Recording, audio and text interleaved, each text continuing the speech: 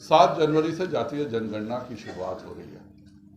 मेरा माननीय मुख्यमंत्री जी से अनुरोध रहेगा कि आप जातीय जनगणना के लिए पूरी सर्वदलीय टीम बनाई। सर्वदलीय के साथ आप प्रधानमंत्री जी के यहाँ गए, उसके बाद बिहार में आपने एक सर्वदलीय बैठक की मुख्यमंत्री जी ने, और वहाँ पर यह निर्णय हुआ कि सभी पार्टियां सर्वसम्मति से यह जातीय जनगणना होनी चाहिए पे सभी दलों ने उसका सपोर्ट किया।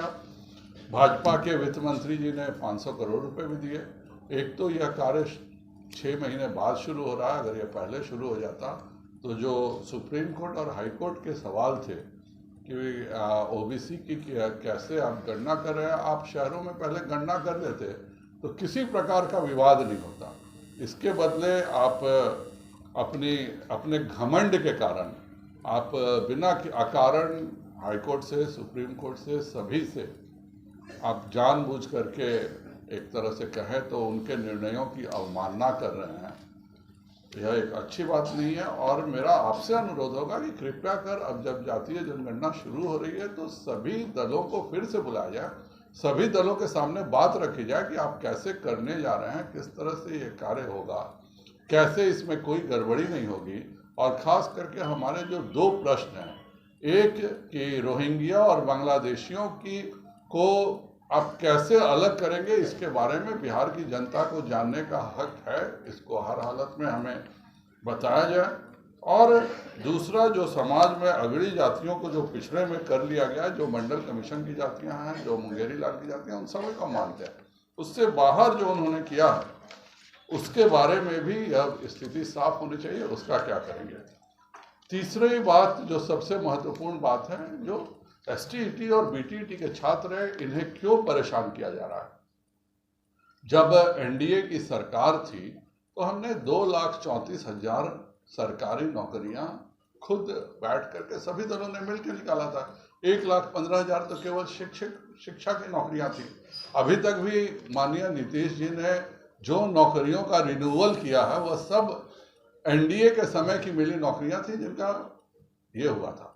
आज नीतीश जी स्वयं कहते हैं कि यह महागठबंधन की सरकार है, और अगर यह महागठबंधन की सरकार है तो मैं माननीय महागठबंधन के सभी दल, चाहे वह कांग्रेस हो, चाहे माले हो, चाहे जदयू हो, चाहे वह राजद हो या सीपीआई हो, सभी को मैं याद दिलाना चाहूँगा कि अपना घोषणा पत्र कृपया कर याद कीजिए।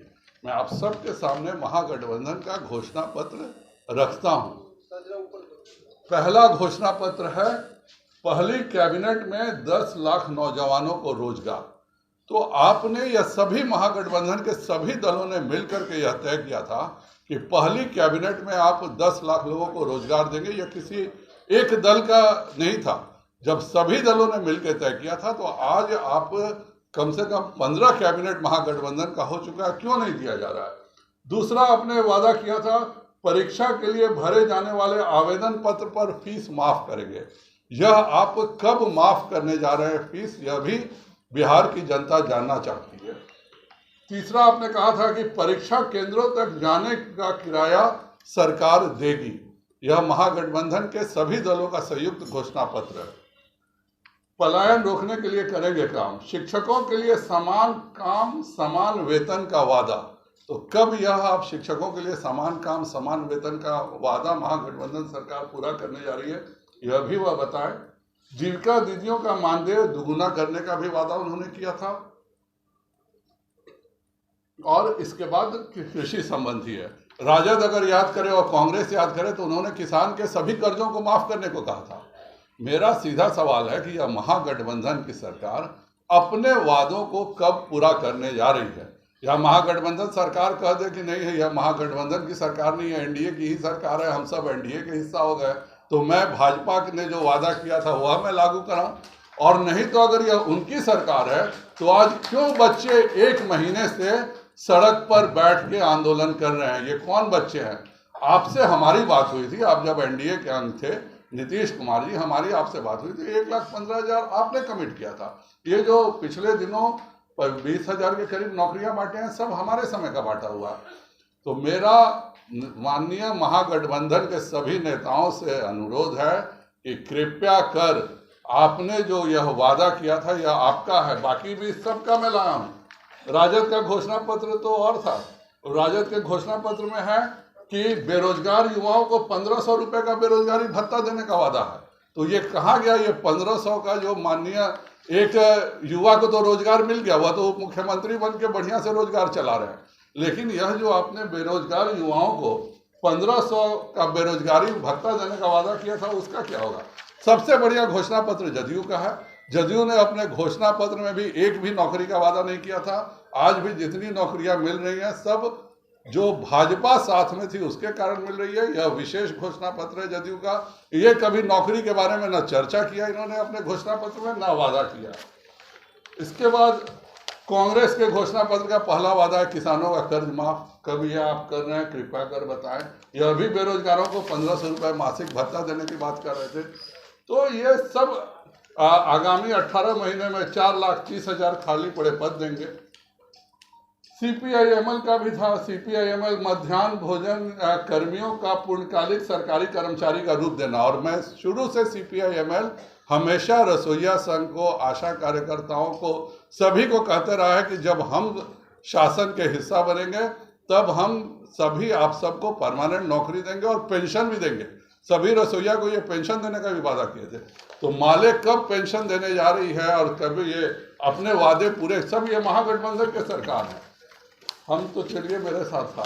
तो ये सब जो सरकार है और ये भाजपा का घोषणा पत्र है। पहला हमने कहा था कि सभी को मुफ्त टीका देंगे, यह हुआ है।